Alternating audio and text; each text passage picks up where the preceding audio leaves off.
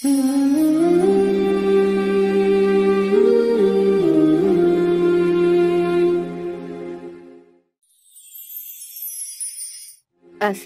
আলাইকুম বন্ধুরা, এসো টুনস টিভির সাথে ইসলাম শিখি। আমাদের সঙ্গী হতে এক্ষুনি সাবস্ক্রাইব করো। শেয়ারের মাধ্যমে তোমাদের বন্ধুদের কাছে পৌঁছে দাও।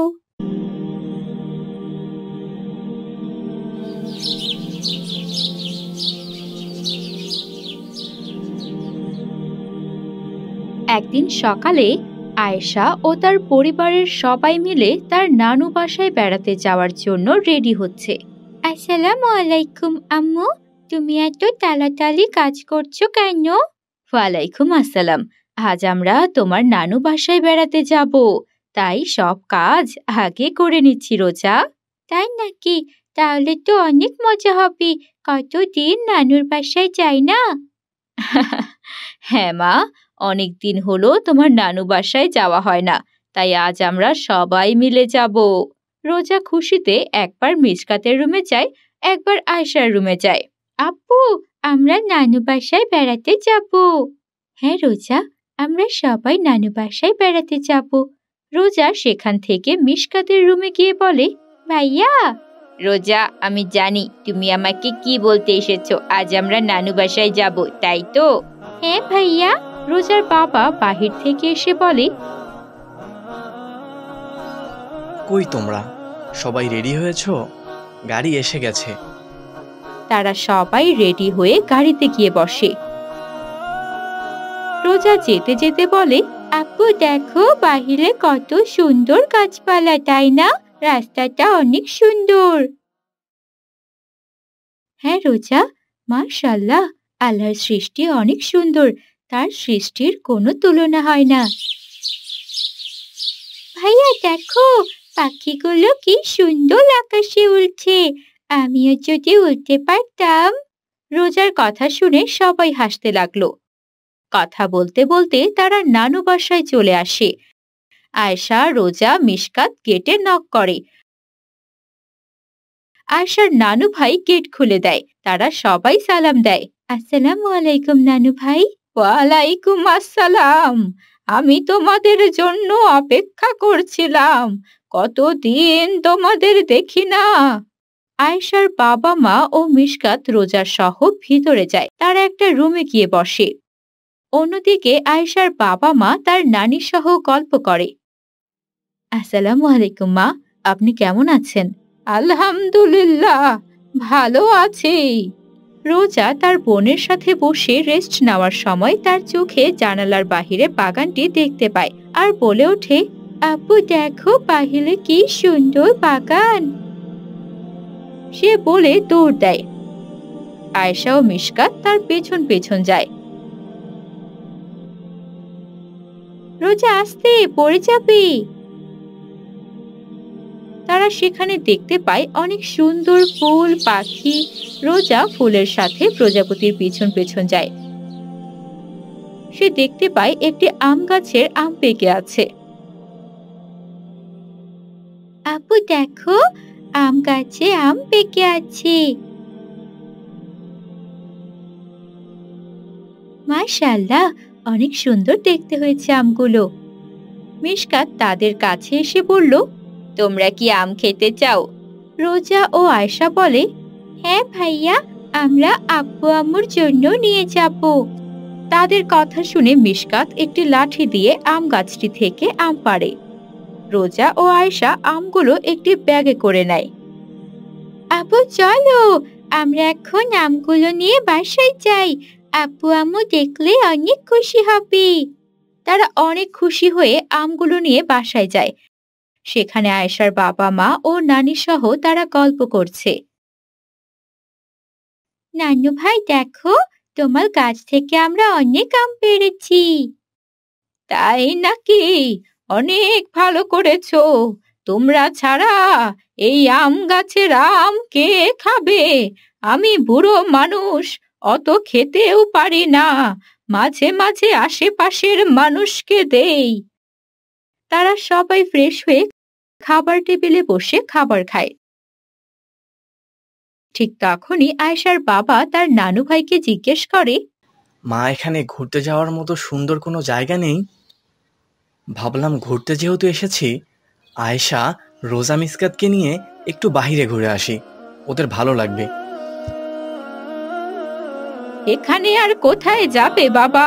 তবে সমুদ্রের কাছে একটা দ্বীপ আছে, ওটা দেখতে অনেক সুন্দর, অনেকেই দেখতে যায়। রোজা, মিশকাত ও আয়েশা বলে ওঠে, ঠিক আছে, তোমরা খাওয়া দাওয়া শেষ করে নাও, আমরা ঘুরতে যাব। তারা সবাই অনেক খুশি হয়। তারা সবাই মিলে সমুদ্রে যায়। আয়েশার বাবা দেখতে পায় নৌকাতে একটি লোক বসে আছে। তিনি লোকটিকে বলেন, আসসালামু আলাইকুম চাচা, এখানে সমুদ্রে নাকি একটা দ্বীপ আছে, আমরা সেখানে ঘুরতে যেতে চাই, আপনি কি আমাদের নিয়ে যাবেন? অবশ্যই বাবা, আমি তোমাদের নিয়ে যাব। তারা সবাই মিলে নৌকাতে গিয়ে বসে। আয়েশার বাবা বলে, মিসকাত, বাবা তুমি সাবধানে বসো। রোজা নৌকাতে বসে পানি হাতে নিয়ে বলছে, আপু আপু, দেখো কত সুন্দর পানি। তারা মজা করতে করতে সমুদ্রের অর্ধেক পর্যন্ত চলে যায়। হঠাৎ করে আকাশ অন্ধকার হয়ে ওঠে। বাবা, আকাশ তো অন্ধকার হয়ে আসছে, আমরা কি করব? দ্বীপের দিকে যাব নাকি ফেরত আসব? এর মধ্যে হঠাৎ করে ঝড় ওঠে আর রোজা নৌকা থেকে পানিতে পড়ে যায়। বাবা, আমাকে বাঁচাও! আপু, আমাকে বাঁচাও! ভাইয়া, আমাকে বাঁচাও! রোজা এই বলে ডাকতে থাকে। পানিতে হাবুডুবু খায় আর সে পানির অনেক গভীরে চলে যায়। আয়েশার বাবা, আয়েশা ও মিশকাত সেখানে খুবই হতাশ হয়ে কান্না শুরু করতে থাকে। আল্লাহ, এটা কি হয়ে গেল? আমার চোখের সামনে আমার সন্তান সমুদ্রে পড়ে গেল, আমি কিছুই করতে পারলাম না। আয়েশা বলতে থাকে, রোজা বোন আমার, ফিরে আসো, এটা কি হয়ে গেল? আমাদের চোখের সামনেও পড়ে গেল।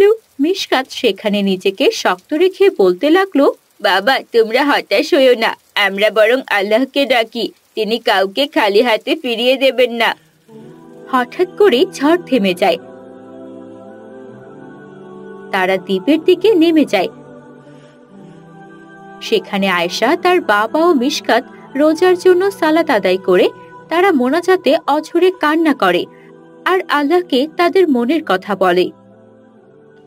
আল্লাহ, তুমি আমাকে এত বড় শাস্তি দিও না, আমি তোমার একজন বান্দা হে মাবুদ, সবসময় তোমার উপর আমার ভরসা। আল্লাহ, তুমি আমার মেয়েকে ফিরিয়ে দাও মাবুদ, দুনিয়ার সব কিছুই তোমার কাছে সম্ভব হে মালিক, তুমি আমার মেয়েকে ফিরিয়ে দাও।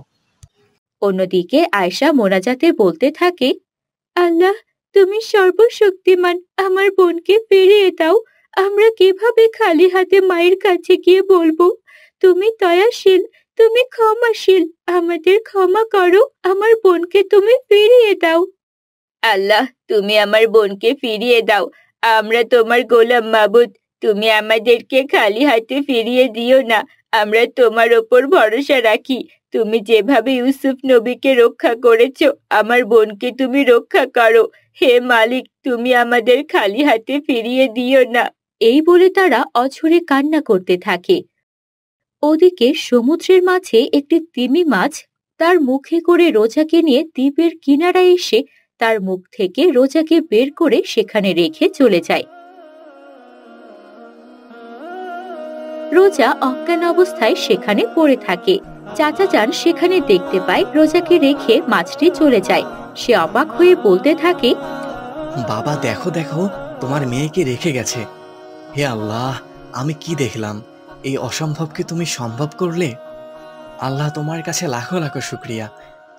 আমি অনেক অন্যায় করেছি তোমাকে চিনতে না পেরে, আমি নিজের ভুল বুঝতে পেরেছি। এখন থেকে তোমার ইবাদতে নিজেকে মশগুল রাখবো রব্বুল আলামিন, তুমি আমাকে কবুল করে নাও। তার কথা শুনে মিশকাত, আয়েশা ও তার বাবা চলে আসে। তারা দেখতে পায় তিমি মাছটি দ্বীপের কাছে রোজাকে রেখে গেছে। তারা সেখানে গিয়ে রোজার পেটে চাপ দিয়ে পানি বের করে দেয়। রোজার জ্ঞান ফিরে আসে। রোজা চোখ খুলে তাদেরকে দেখতে পেয়ে জড়িয়ে ধরে কান্না করতে থাকে। তোমার কিছু হয়নি মা? এই দেখো, আমরা সবাই আছি। তারা সবাই অনেক খুশি হয়, আল্লাহর দরবারে হাত তুলে মোনাজাত করে। হে আল্লাহ, তুমি দয়াশীল, তুমি অনেক দয়ালু। তোমার এই দয়া কখনোই ভুলবো না, সব সময় তোমার উপর ভরসা রাখবো। আমার মাবুদ, তুমি ছাড়া অন্য কোনো ইলাহ নেই। তুমি দয়াশীল, তুমি ক্ষমাশীল। তারা সবাই এরপর দ্বীপে ঘোরাঘুরি করে আর অনেক মজা করে।